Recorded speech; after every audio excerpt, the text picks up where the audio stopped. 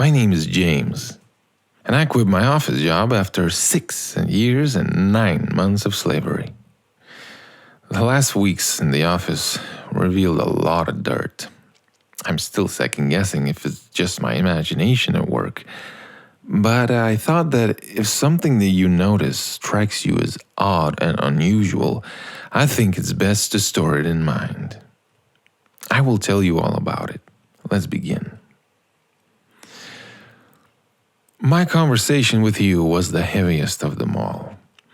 After having 4 individual talks with representatives from human resources and leadership, the 5th one with you hit me the hardest. After a 1.5-hour conversation, I just went home an hour early. It's my last day at work tomorrow after all, I thought, so who cares? I went down to the parking lot, and as I closed the door of my car, I sat there completely deflated. Social battery had run out. I was physically tired. Perhaps I still didn't get enough sleep that night. But apart from these already familiar feelings, I also felt a deep confusion inside. A mixture of sadness, a sense of stupefaction and disorientation. I felt that somewhere inside there were tears, but I couldn't get them to roll out. Several hours later, the feeling calmed and I was already occupied with other things. But the knot of confusion still came up floating. I couldn't let it go. Or it couldn't let me go. The conversation might just have shown a side of my boss that I didn't really conceptualize before. We were talking about my inappropriate behavior. She didn't agree with the point of view that I expressed in a provocative poster I created for the company. The poster for which I received an official warning. The poster for which I could be fired.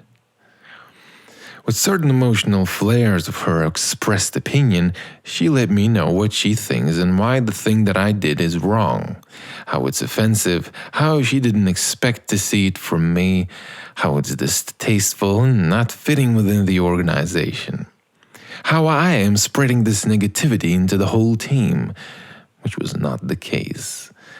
She explained how the conversation that we were having was much more beneficial and of better quality than the poster that I created.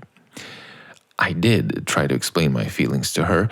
I told her how dissatisfied I was with working in the office and how the bank's employee benefit system is a scam, how it's a way to keep people in the corporation.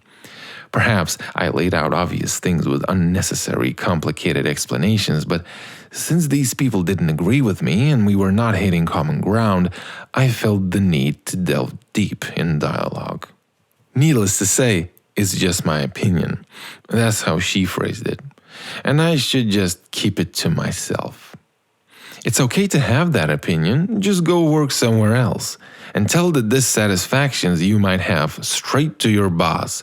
Don't post offensive posters on contests that are asking for creative ideas to represent the bank. There are people who like it here, and if you don't, just leave. All of the things that she laid out seemed to make sense, and she told them with conviction, leaving me confused and tripping, failing to articulate my point. But something was off, and I couldn't put my finger on it. It hit me 1 day later. The provocative poster was a fuck you, yes. But it's more than that. It points at the imbalance between the benefit system and the meaning of the work. At the core of the symbolism lied the idea that we are meant for more. During conversations with leadership, I got into the spiral of back and forth about how the poster should be acceptable within the organization.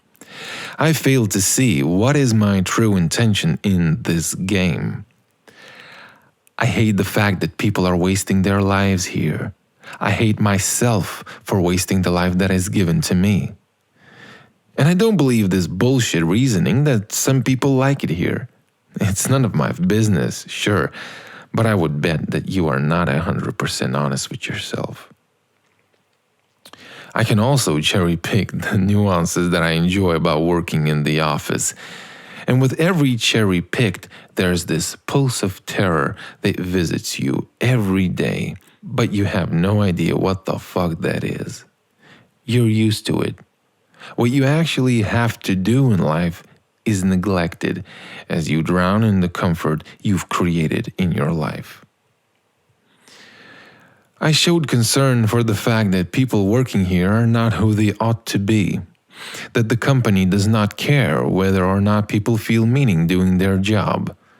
Objectively speaking, by communicating with leadership, I expressed empathy for the people in the organization, and I was put in the corner for that. My inner child, who offered a helping hand to the people around, just wanted to cry when faced with this pushback, anger, frustration, and dissatisfaction. When having these conversations, I did not understand that. I did not see that. Needless to say, it's true. I did not communicate my intention clearly enough. I've been working here for 6 years and 9 months, and I've met and worked with a lot of different people. Almost all of them have different interests and hobbies, or just things that they are very interested in talking about. Of course, it's not always that apparent. Sometimes people jab their interests deep down and are used to neglecting them. But sometimes people just tell stories or share something of interest, for example. That in and of itself may reveal a lot. Especially if you notice a recurring pattern over months and months and even years. Based on the person's temperament, the topic might take up the whole coffee break because it becomes electric. Sometimes people mention something with that spark in their eyes, and if for a brief moment they're living a life they actually want to live. Such topics of interest interrupt people scrolling and make them put down their phone just to listen because it strikes a chord. Such topics change the intonation of a person's voice. They infuse with excitement. They dissipate your self-consciousness for that single moment. Sometimes these topics are left unnoticed. Sometimes they don't appear for weeks. Sometimes they are left undisclosed in people's minds. But despite the subtle beauty of these things, they always fade in the smog of corporate coffee talk. Either you're interrupted by some boring, soulless injection of words, or it's time to get back to work. Your boss might come to ask about some meeting that is up this afternoon, or what is the status of the presentation on productivity that is due tomorrow. And we pretend that we care. You get back to a world where all those soul-filling topics you just touched upon are always in the background. They are always secondary. They've become somewhat superficial and limited, and you begin treating them that way as well. Because day after day after day, you are hit with the reality that this is what your interests are, a topic of conversation, complemented with a set of smiles. You sense that you can't really be yourself. But even if a hint of this realization hits you sitting in the office, you look around and see the rainbow. Opportunities, encouragement, politeness, acceptance, tolerance, people working thinking something is always going on. Maybe someone just got back from vacation and brought some sweets. Maybe there are cookies in the foyer because the bank is raising awareness for LGBTQ. The apparent flux of the corporation is there in your face, and your second guessing is killed instantly. We live in a world where everything is decided for us, and we can't tell each other that you and I are meant for more. It's often said that it's an individual's choice. Conversations end with the popular, "It's a matter of taste." People have their reasons. We might tell ourselves that we are aware that we are cogs in the machine and that we are just here for the money, but that doesn't change the fact that it's slowly smothering our souls. The corporation is demanding you to be someone based on the needs of the corporation. It's providing opportunities for improvement. You're lucky if they match with your interests, but it's still what the company provides, not what you request. You are surrounded by a framework that dictates a certain reality. Almost half of your waking life is spent in that world of mirrors, where not only you're surrounded by screens, but you hear people echo out that reality. They give you the reflection of who you are in this world by sharing their opinions with you. Whether it's about the work that you do, the clothes that you wear, or the things that you share, all is reflected upon you day by the system. What is the current state of affairs in the company? What is the next big thing? What are the problems we are facing?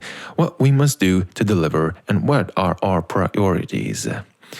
All is reflected through the people, TV screens, meetings, agendas, news, and everything that goes on in that system. Even what we share about our lives that we have off work echoes in the climate of the office fluorescence.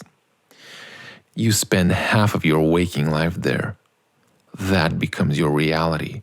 That becomes your life.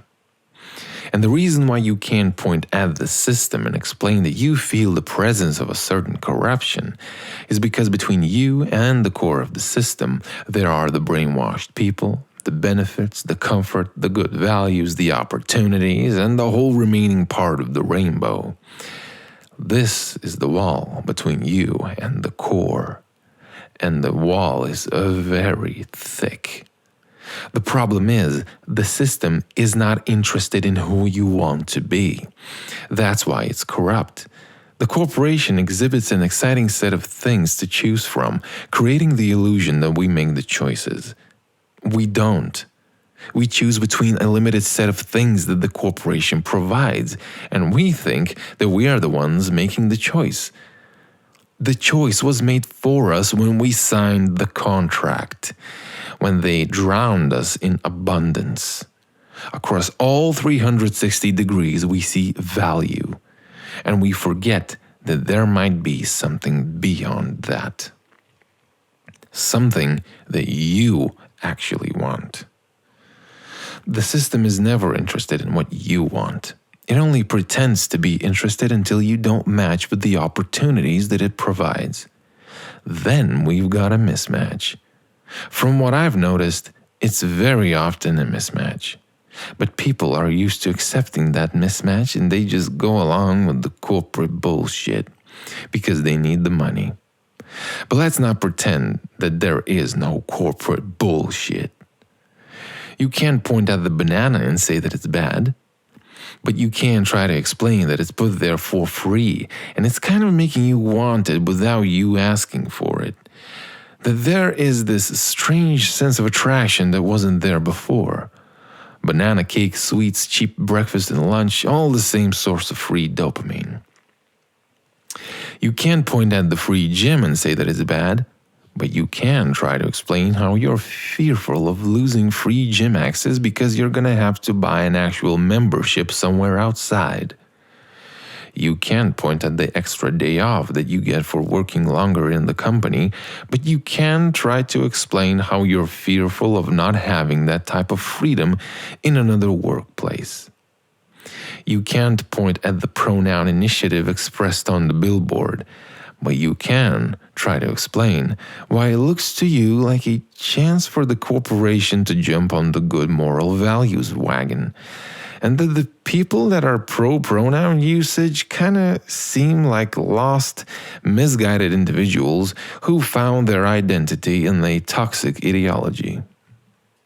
It's funny how the corporation is big on tolerance, inclusion, and diversity, while at the same time it all does not apply to you if you do not match with the company's requirements as an employee. Limited inclusivity, so to say.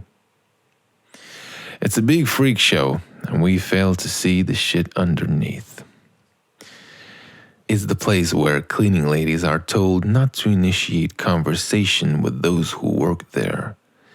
It's the place where they cannot put their cups in the same spot as the employees do. Is the place where grown-up snowflakes never melt.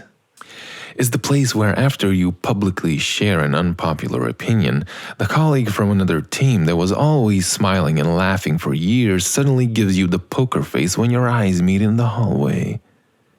Is the place where subtle anxiety is your baseline.